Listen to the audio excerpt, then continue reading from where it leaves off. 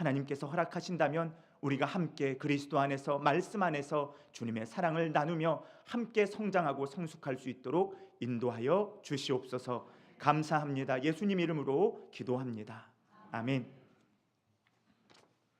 함께 하나님 말씀 보겠습니다. 우리 누가복음입니다. 누가복음 19장 1절부터 10절까지의 말씀을 우리 함께 교독하도록 하겠습니다. 누가복음 19장 1절부터 10절까지의 말씀입니다.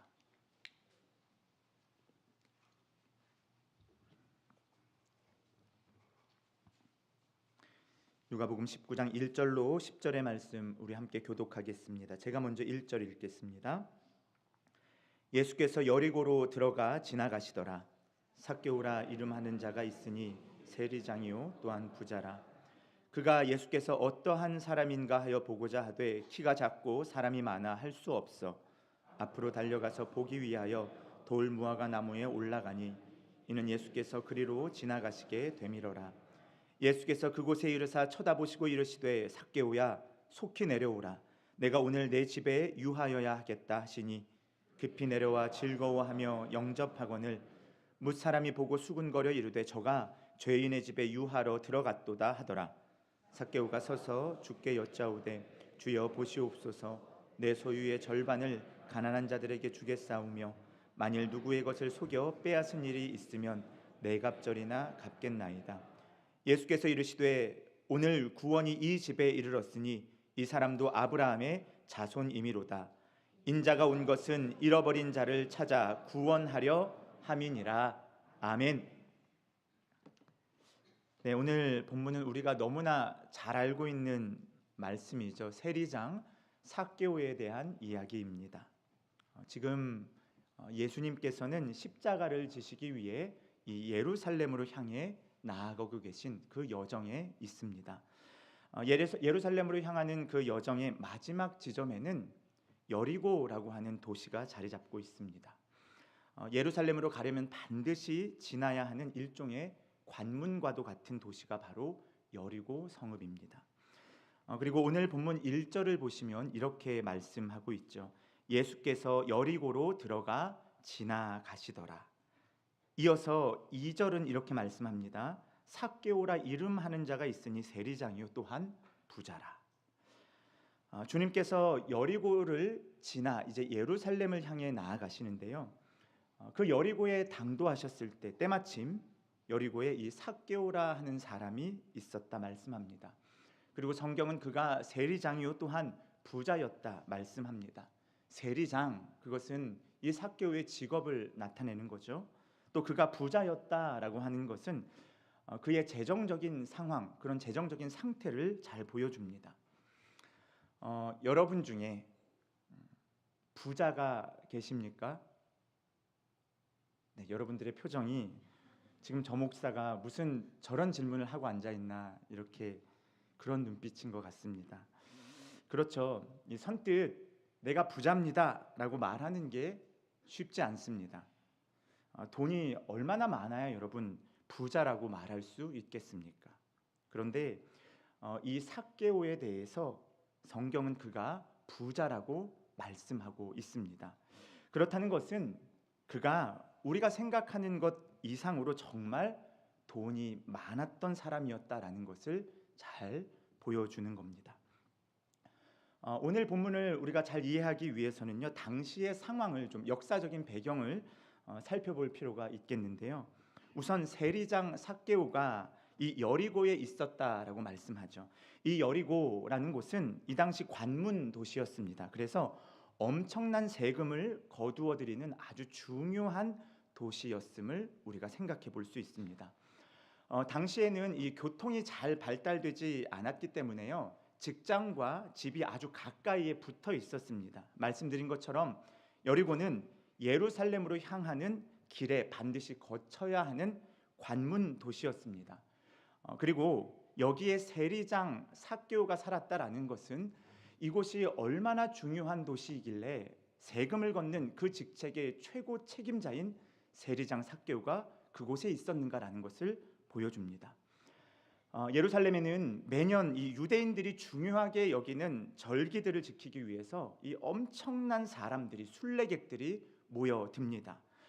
그리고 뿐만 아니라 이 여리고는 그렇게 수많은 사람들이 예루살렘으로 향하는 그 길목의 위치에 있었을 뿐 아니라 요단강하고도 아주 가까이 자리 잡고 있었습니다. 그래서 이 요단강 강물을 통해서 운반되는 여러 물건들이 있었는데 그 모든 물건들의 세금을 매기는 곳이 바로 이 여리고라는 도시였습니다. 이 여리고에 있는 세관에서 그 모든 세금 업무를 담당했죠. 그래서 여리고는 길이 모이고 또 사람들이 모이는 이런 연결된 관문이었습니다. 돈이 흘러가고 모이는 곳이 바로 여리고였습니다. 또 한 가지 당시의 상황을 우리가 좀 생각을 해보면요, 당시 이스라엘, 그러니까 이 팔레스타인 지역을 로마가 다스리고 있었습니다. 로마가 천하를 호령하던 때였습니다. 그런데 로마가 세금을 걷는 방식은 좀 독특했습니다. 로마가 세금을 걷는 방식은 그 지역 출신, 그러니까 식민지로 다스리고 있는 그 지역 출신의 사람들을 뽑아서 그 사람에게 일정한 권한을 줍니다. 소위 오늘날로 치면 이 민간에게 하청을 주는 그런 형태입니다. 그래서 그렇게 세금을 걷게 됩니다. 쉽게 말해서 로마는 사람들이 많이 지나다니고 물자가 몰리는 이 중요한 길목, 이 여리고에 세관을 설치하고 그 여리고 출신 사람에게 세금 걷는 일을 전적으로 맡기는 겁니다. 그런 데서 일을 했던 사람들이 성경에 나오는 세리들입니다. 그러고는 이 로마의 세금 걷는 방식의 또 한 가지 중요한 점은 1년에 거두어들일 세금의 총액을 정해주는 겁니다.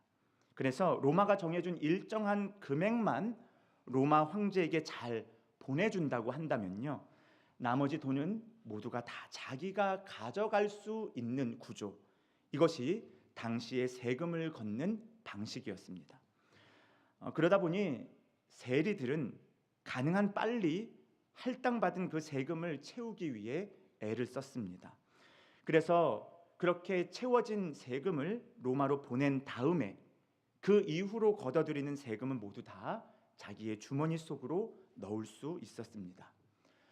그러니 이 말단 세관 공무원 세리에서부터 시작해서 세리장, 세관장의 자리에까지 올랐던 삭개오는요, 그야말로 엄청난 부자가 될 수 있었던 겁니다. 이런 일을 로마가 승인해 주었기 때문에 그 당시의 관점에선 불법적인 일이 아니었습니다. 하지만 복음서에서는 세리를 늘 부정적인 사람으로 말씀하고 있습니다. 오늘 본문에서도 보시면 7절을 보시면 이렇게 나오죠. 예수님께서 이 삭개오의 집에 들어가시는 모습을 사람들이 보게 됩니다. 유대인들이죠. 그리고 나서 그 사람들이 수군거리며 이야기합니다. 뭐라고 말합니까? 저가, 예수님이죠, 예수님이 죄인의 집에 유하러 들어갔도다. 사람들은 이 세리를 죄인 취급하는 겁니다. 세리들이 로마로부터 권한을 부여받아서 당시 그 법 테두리 안에서 합법적으로 세금 걷는 일을 했지만요, 실제로 자기 민족 이 유대인들로부터는 이 세리는 죄인이라고 손가락질을 받았던 겁니다. 왜 그렇습니까? 세금을 걷어서 로마로 보내는 그 일 자체가 유대인들에게는 자기 민족을 배신하는 앞잡이 노릇을 하는 것과 다름이 없었기 때문이죠. 더군다나 그렇게 앞잡이 노릇을 하는데 이 세리들은 나머지 세금이 다 자기 것이 된다는 것을 너무나 잘 알고 있었기 때문에 이 세금 걷는 일에 얼마나 열성을 내었겠습니까? 더 많은 돈을 얻기 위해서 민족의 배신자로, 앞잡이로 그렇게 더 열심히 살았던 사람들이 바로 세리입니다. 그런 사람들 중에서 단연 이 삭개오는 독보적인 존재였습니다. 그러니 그가 세리장의 자리에까지, 최고위직의 자리에까지 올랐던 거죠. 그러니 사람들이 세리를 보면 모두 다 손가락질 했던 겁니다. 그런데 이런 삭개오에게 오늘 거짓말 같은 일이 일어나게 됩니다. 예수님께서 찾아오시고 예수님께서 그의 이름을 불러주십니다. 그리고 예수님께서 그와 함께 들어가서 그의 집에서 먹고 마시며 함께 하십니다. 동네 사람들 모두로부터 다 죄인이라고 손가락질 받던 이 한 사람에게 예수님께서 찾아오셨고 그에게 구원의 은혜를 베풀어 주셨습니다. 오늘 우리는 이 본문의 말씀, 특별히 이 삭개오라는 인물을 통해서 우리의 삶을 투영하여 우리를 돌아보기를 원합니다. 우리 인생에서 정말 중요한 것이 무엇인지를 함께 생각해보고 또 함께 기도하는 시간을 가지기를 원합니다. 오늘 두 가지를 함께 생각해 보려고 하는데요. 첫째는 사람은 늘 이상적인 삶을 꿈꾸고 기대하지만 실제로 마주하는 현실은 그 기대와 너무나 다르다라는 사실입니다. 삭개오, 원래 이 삭개오라는 이름의 뜻은 순결하다, 순수하다, 깨끗하다라는 뜻이 있습니다. 여러분들의 이름에는 어떤 뜻이 있습니까? 제가 종종 지나가면서 저희 청년들이나 유스그룹 또는 그보다 더 어린 친구들에게 이름을 물어보면서 이름이 너무 예뻐서 이름의 뜻이 뭐야 하면 잘 모르겠는데요 이러면서 지나가는 친구들이 많이 있습니다. 제 이름은 창영입니다. 저희 아버지께서 이름을 지어주셨는데 원래 그 돌림자를 써야 하는데 아버지께서 돌림자로 쓰지 않으시고 직접 창영이라는 이름을 지어주셨습니다. 그래서 이 창대할 창에 길 영자 이렇게 해서 길이 창대하라 이러는 뜻으로 이름을 지어주셨습니다. 이렇게 비웃으시는 분들이 계신데 네, 예, 괜찮습니다. 네. 아마도 아버지께서는 저에게 창대하고 이 창성한 삶을 길이 살라 이렇게 지어주셨던 것 같습니다. 여러분 비웃으셨지만 저는 하나님의 이름을 창대하기 위해서 그렇게 살아가려고 애쓰고 있습니다. 아마 삭개오에게도 부모님의 그런 바람과 기대가 있었을 겁니다. 하나님 앞에서 순결한 삶, 세상이 아무리 점점 더 각박해지고 어두워진다고 한들 고결한 삶, 순수하고 깨끗한 삶을 결코 잃어버리지 말라라는 마음에서 아마 삭개오 그 이름을 지어주었을 겁니다. 순결하게 살아라, 깨끗하게 살아라, 고결한 인생을 살아라. 하지만 삭개오의 인생은 그 이름과는 너무나 큰 괴리가 있었습니다. 그는 순결하고 고결한 삶을 살기보다는 오히려 현실과 타협했던 사람이었습니다. 오히려 자기 인생의 성공과 출세를 위해서 자기가 더 많은 돈을 벌고 더 큰 부자가 되기 위해서 로마의 식민 통치라고 하는 자기 민족이 당한 그 순환과 슬픔을 이용했던 사람이었습니다. 그렇다고 해서 삭개오의 입장을 전혀 우리가 이해할 수 없는 것도 아니겠죠. 태어나 보니 자기 민족이 이미 로마 식민지의 그 지배를 받고 있었던 겁니다. 사람은 누구나 다 잘 살고 싶어 합니다. 이왕 먹을 음식 좀 더 맛있는 것, 좀 더 고급스러운 것 먹으면 얼마나 좋겠습니까? 이왕 입을 옷도 좀 더 좋은 것, 좀 더 예쁜 것 입으면 얼마나 좋습니까? 이왕 한번 사는 인생, 남들보다 더 편안하고 좀 더 여유롭고 좀 더 인정받고 성공한 인생을 사는 것, 그것이 삭개오가 꿈꿔왔던 이상적인 삶이었던 거죠. 그러니 그 당시 로마 제국의 지배 아래에서 성공하고 출세할 수 있는 피식민지의 그 국민으로서 그가 선택한 것은 바로 세리라는 직업이었던 겁니다. 처음 삭개오가 바로 그 직업을 선택했을 때 그의 부모와 가족들 얼마나 놀랐겠습니까? 얼마나 당혹스러워했겠습니까? 세리가 어떤 일을 하는지 그 부모와 가족들이 왜 몰랐겠습니까? 하지만 아마도 삭개오는 이렇게 스스로를 위안하고 그렇게 생각했을 겁니다. 그래, 지금은 부모님이 가족들이 이렇게 반대하고 아니라고 말을 해도 내가 출세하고 성공하면, 그래서 큰 부자가 되면 아마 달라지실 거야. 그때는 아마 나를 인정해 주실 거야. 말단 세리로부터 일을 시작한 삭개오는요, 그렇게 세리장의 자리에 오르기까지, 부자가 되기까지 앞만 보고 달려갔습니다. 더 위로, 조금만 더 위로 올라가면 다 괜찮아질 거야. 그렇게 생각하며 오르고 또 오르려 했던 사람이 삭개오였습니다. 그렇게 그는 여리고 세관 전체를 책임지는 세리장이 마침내 되었습니다. 또한 큰 부자가 되었습니다. 하지만 이루고 싶었던 것을 이루고 손에 넣고 싶어 했던 것을 손에 다 넣게 되어 말할 수 없는 큰 부자가 되었음에도 불구하고 그에게는 인생의 공허함과 회의감이 파도처럼 밀려 들어왔습니다. 순결함, 고결함이라고 하는 원래 자기의 이름은 자기가 쌓아올린 그 성공과 출세와 과시욕에 의해서 깊이 파묻혀진 채로 이제는 더 이상 삭개오의 인생에 순결과 깨끗함은 사라진 지 오래가 되었습니다. 세리장이라고 하는 그 직급, 부자라고 하는 그의 재정 상태, 죄인이라고 하는 이웃과 세간의 평가만이 삭개오에게 남게 되었습니다. 삭개오 자신조차도 자기의 이름을 잊어버린 지 오래였습니다. 그 누구도 삭개오의 이름을 불러주는 사람이 없게 되었습니다. 여러분, 이런 시점까지 오게 되었을 때 그의 마음이 어떠했을까요? 이렇게 사는 게 맞는 건가? 나는 진짜 누구인가? 내 인생 이대로 괜찮은 걸까?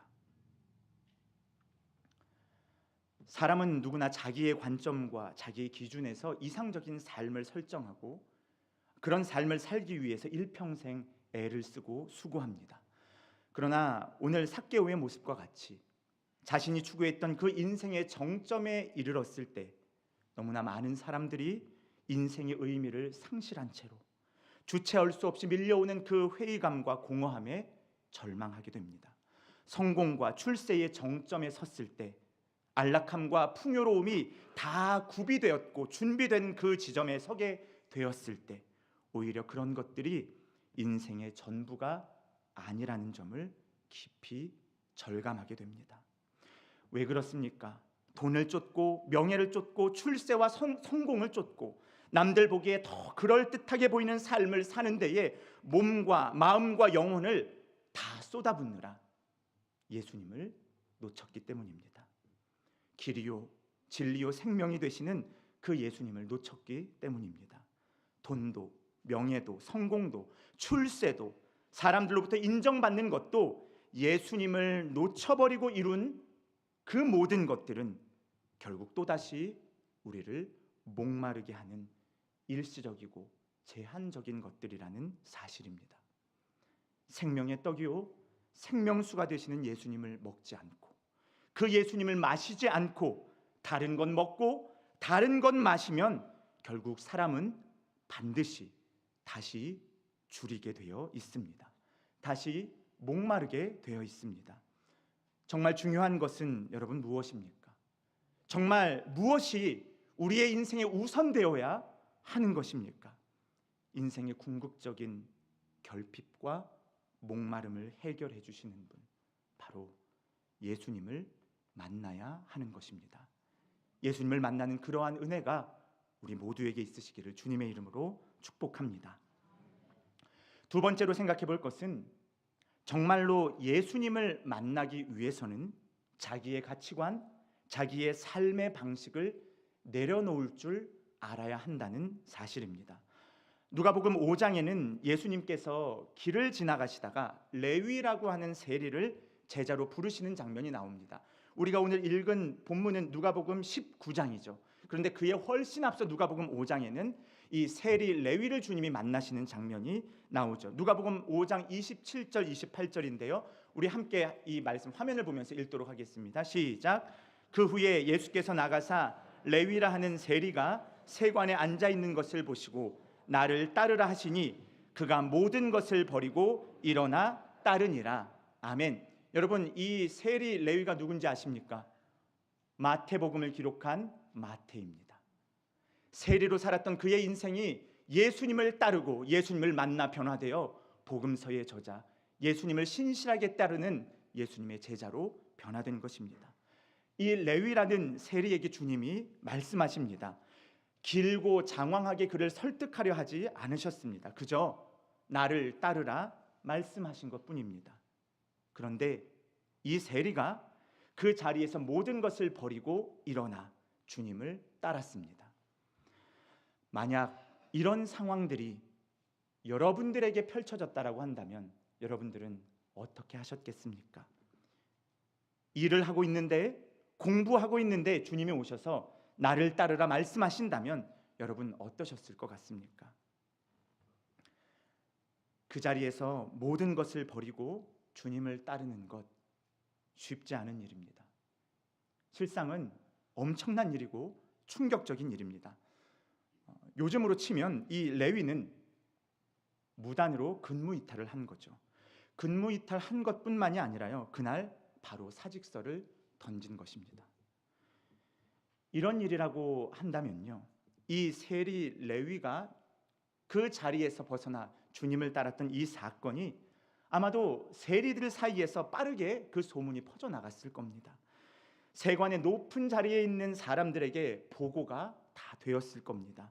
누가복음 5장의 이 사건을 그래서 세리장 삭개오 또한 들어서 익히 잘 알고 있었을 겁니다. 출세와 성공의 야망을 다 이룬 것 같은 인생의 정점에서 삭개오는 밀려오는 공허함과 회의감에 몸부림치고 있었습니다. 그러던 중 자기 동네에, 자기 관할 지역에 예수님이 오신다는 소식을 들었습니다. 자기와 같이 성공과 출세를 위해서 세리의 일을 하던 그 레위가 모든 것을 버리고 예수님을 따랐다고 하던데, 사람들이 죄인이라고 그토록 손가락질하는 우리 세리들을 그 예수라는 자가 함께 먹고 마시며 어울린다고 하던데, 도대체 그 예수라는 자는 정말 어떤 사람일까? 삭개오는 그 예수님을 보기 위해서 사람들이 모여드는 곳으로 향합니다. 사람들이 죄인이라고 손가락질하는 것도 신경 쓰지 않습니다. 어쩌면 예수님을 만나 그분으로부터 다른 삶, 다른 가치, 인생의 진정한 의미에 대한 대답을 들을 수도 있겠다라는 기대가 삭개오에게 있었던 겁니다. 우리 함께 오늘 본문 3절과 4절의 말씀 같이 읽겠습니다. 3절 4절입니다. 시작. 그가 예수께서 어떠한 사람인가 하여 보고자 하되 키가 작고 사람이 많아 할 수 없어 앞으로 달려가서 보기 위하여 돌 무화과 나무에 올라가니 이는 예수께서 그리로 지나가시게 되밀어라. 아멘. 삭개오가 예수님을 보기 위해서 자리를 박차고 일어났습니다. 예수님이 계신다는 곳으로 나아갑니다. 그런데 두 가지의 장애물을 만나게 됩니다. 첫 번째 장애물은 너무나 많이 몰려든 인파였습니다. 사람들이 너무나 예수님 주변에 많이 몰려 있었습니다. 얼마나 시끄럽고 또 얼마나 그 분위기가 분주했겠습니까? 이것이 바로 예수님을 만나려고 할 때에 마주하게 되는 외적인 장애물입니다. 주님을 만나는 일이 시급하고 중요한 것이 분명합니다. 그럼에도 불구하고 그것을 가로막는 장애물 또한 존재한다는 것을 기억해야 합니다. 그것은 다름 아닌 시끄러운 소리들 그리고 분주함입니다. 주님의 말씀에 귀를 기울이지 못하도록 세상은 더 큰 소리를 냅니다. 말씀을 묵상하고 기도하려고 하다가도요, 세상의 뉴스와 이런저런 주변 사람들의 소식들이 우리의 귀에, 우리의 눈에 들어옵니다. 인생을 이렇게 살아야 돼, 인생을 저렇게 살아야 돼, 수많은 왜곡된 소리들이 우리 주변을 맴돌면서 주님께로 나아가지 못하도록 가로막습니다. 또한 분주함이 예수님께로 가는 우리를 가로막기도 하죠. 더 중요하고 더 시급한 일이 있으니 일단 이 일부터 끝내놓고 예수님 봐도 괜찮다 말하는 겁니다. 바로 그러한 분주함 때문에 얼마나 많은 신자들이 일상에서 경건의 생활과 말씀을 읽고 묵상하고 기도하고 예배하는 삶을 뒷전으로 미루어 놓는지 모릅니다. 또한 주님께 나아갈 때 내적인 장애물이 있습니다. 정말로 예수님을 만나게 되면 반드시 그 사람은 변화된 삶을 살아가게 되어 있습니다. 그것은 삶의 구체적인 모습에서 나타나는 변화입니다. 예수님을 만났다고 하면서, 예수님을 믿는다고 하면서 여전히 삶의 우선순위에 다른 것이 먼저라고 한다면요, 어쩌면 그 사람은 아직 예수님을 만나지 않았을 가능성이 높습니다. 혼자 착각하고 있는 거죠. 돈을 어떻게 쓰는지, 시간을 어떻게 사용하는지, 그 사람의 살아가는 구체적인 삶의 방식에 변화가 나타나지 않는다면 그는 아직 예수님을 만나지 않은 것입니다. 한마디로 예수님을 만나려고 할 때에 부딪히게 되는 내적인 장애물은 변화에 대한 거부감입니다. 이것은 인간의 죄성과도 연결이 됩니다. 그동안 자기중심적으로 살아왔던 그 방식 그대로를 고수하려고 하는 태도입니다. 오늘 삭개오의 모습에서도 여러분 바로 이런 모습이 나타납니다. 삭개오는 예수님을 한번 만나봐야겠다, 그가 어떠한 분인지 내 눈으로 직접 확인해 보아야겠다 결단했습니다. 그런데 결단하고 마음 먹는 것만으로 되지 않습니다. 결단하고 마음 먹었다고 해서 예수님을 만난 게 아니라는 겁니다. 4절을 보시면 삭개오가 예수님을 보기 위해서 어떻게 합니까? 앞으로 달려갔고 나무 위로 올라갔습니다. 이 장면을 삭개오가 주님을 보고 싶어하는 간절한 마음으로도 우리가 읽을 수 있겠습니다. 하지만 동시에 이것은 그동안 삭개오가 살아왔던 그 삶의 모습, 삶의 방식을 고스란히 보여주는 구절이기도 합니다. 그는 늘 앞만 보며 달려왔던 사람이었습니다. 주변 사람을 신경 쓰지 않고 자기가 원하는 것이 있다고 한다면 그것을 위해서 다름질했던 사람이었습니다. 자기가 얻고자 하는 것이 있다고 한다면 더 오르고 더 올라서 마침내 그것을 얻고자 했던 사람이 바로 삭개오였습니다.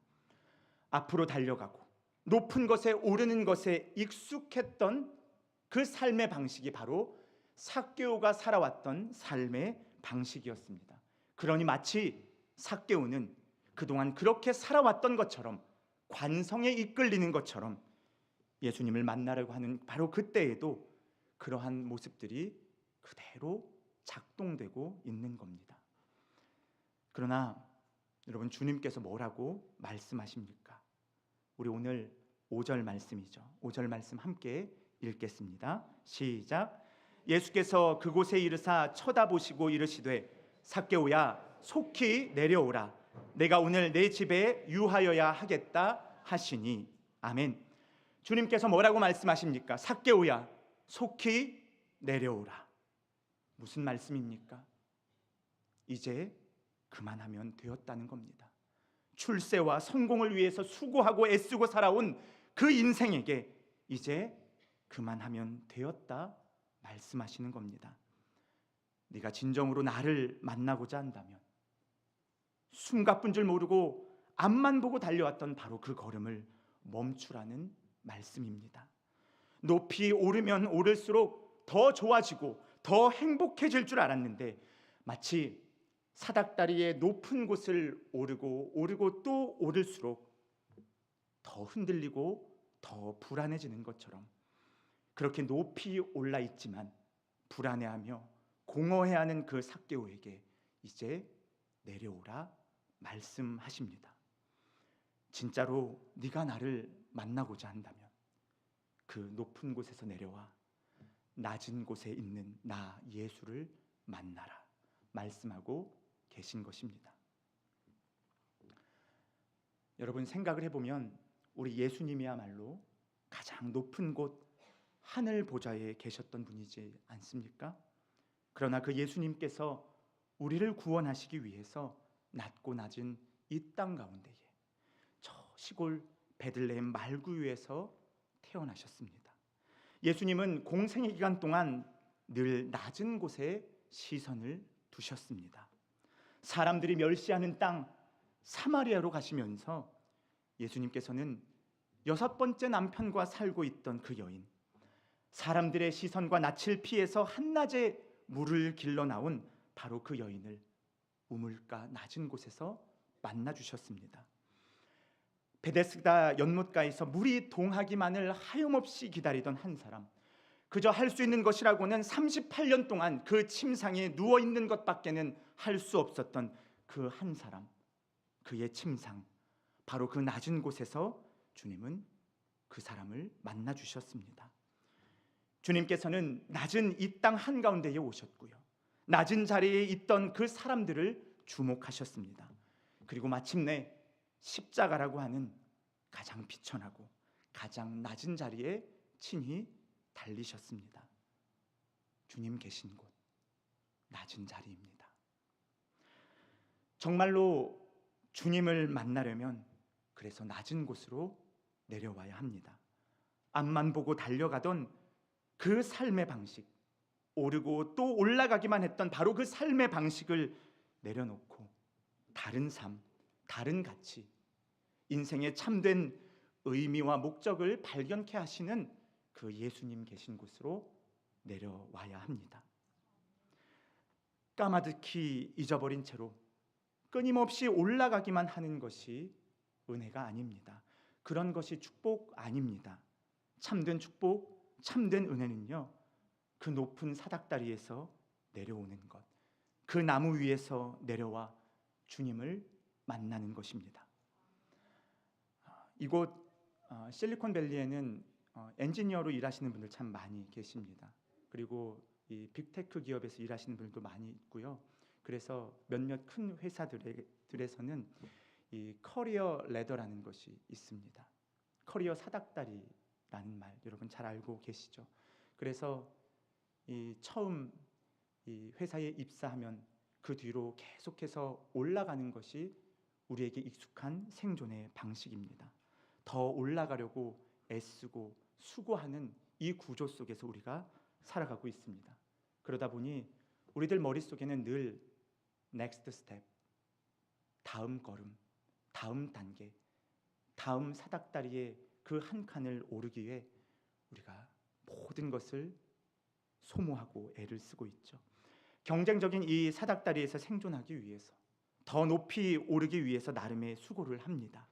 그러나 그러한 과정 속에서 여러분, 우리가 경험하는 현실들은 어떻습니까? 시기와 질투와 경쟁심으로 가득 찬 우리 자신을 발견하지는 않습니까? 때로는 승리감과 성취감에 도취되기도 하고, 때로는 실패감과 패배감에 낙심하는 우리의 모습을 보기도 합니다.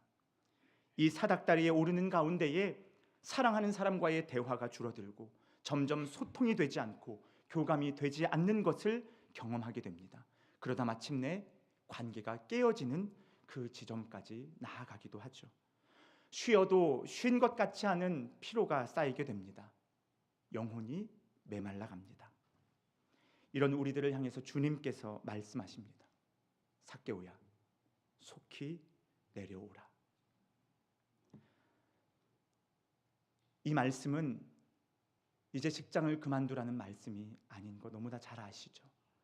우리의 심령이 무엇을 우선순위에 두어야 할지, 우리의 삶의 태도가 정말 중요한 예수 그리스도를 놓치지 않는 것에 있다는 것을 여러분 기억하셔야 합니다.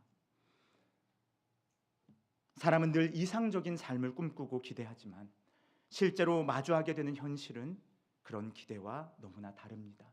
직급이 오르고 연봉도 오르고 삶의 환경은 더욱 풍족해져만 가는데 실상 우리의 영혼은 더욱더 목이 마릅니다. 인생에서 뭔가 중요한 것을 놓친 채로, 빼먹은 채로 이 경쟁의 사닥다리에 한참을 올라온 것 같습니다. 무엇이 문제입니까? 낮은 곳에 계신 예수님을 우리가 잊어버렸기 때문입니다.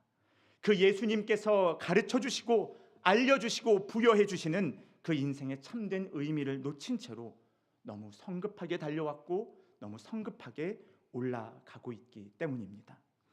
그렇게 앞만 보고 달려왔고 정신없이 올라갔던 한 사람, 그렇게 달리고 올라가다 보면 답이 있을 거라 여겼지만 정작 그 정점에 다다랐을 때에 밀려오는 그 회의감과 공허함에 크게 휘청거리는 그 한 사람, 오늘의 삭개오를 향해 주님께서 말씀하십니다. 삭개오야, 속히 내려오라. 그가 잊어버리고 살아왔던 그의 이름, 심지어 주변 사람들조차 불러주지 않았던 그의 이름 삭개오, 주님께서는 마침내 그의 이름을 불러주십니다. 삭개오야, 삭개오야. 순결하고 고결한 인생을 살아가야 할 너 삭개오야, 속히 내려오라. 내가 오늘 너의 집에 유하여야 하겠다. 내가 너에게로 들어가서 너와 더불어 먹고 마시겠노라. 내가 너에게 참된 만족, 진정한 기쁨, 인생의 진짜 의미가 되어 주겠노라. 삭개오야, 속히 내려오라. 사랑하는 성도 여러분, 우리 그렇게 우리의 이름을 불러주시며 우리에게 진짜 인생의 의미를 발견토록 해주시는 그 예수님께 나아가시기 바랍니다. 분주한 마음, 높아진 마음에서 내려와서 낮은 곳에 계신 그 주님께로 더욱 나아가길 원합니다. 우리의 생명의 양식이 되시며 생명의 물이 되시는 그 주님을 먹고 마시면서 참된 만족과 안식을 누리시는 저와 여러분들 되시기를 주님의 이름으로 축복합니다. 우리 이 시간 찬양팀 나와주시고요, 우리 말씀을 기억하며